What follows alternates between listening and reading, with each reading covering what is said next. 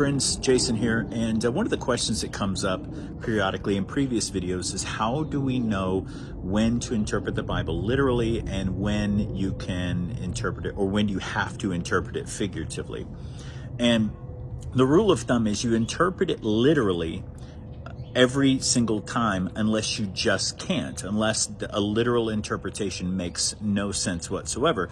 Then you interpret it figuratively. And I'll give you a perfect example.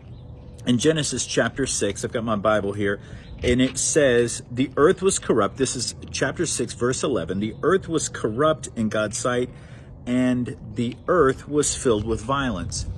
Well, it's not literally the earth committing violence. It's the people on the earth committing the violence. And so you interpret that figuratively because a literal interpretation does not make any sense.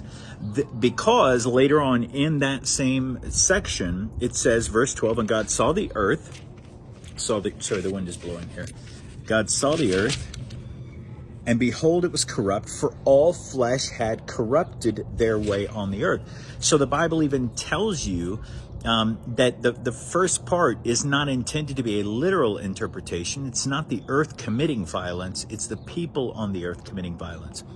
When we approach different genre of the Bible, poetry, wisdom, literature, we don't interpret it the same way that we interpret Genesis, the narratives of the New Testament, Matthew through Acts. We don't interpret poetry and wisdom literature the same way we interpret prophecy. There are certainly prophecies that don't make a lot of sense, but we interpret them as literal as possible that they're going to take place. For instance, the virgin will conceive and bear a son.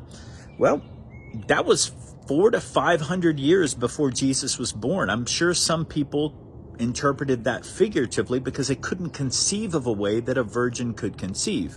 But we interpret prophecy literally until it's fulfilled, or until we figure out how it's going to be fulfilled.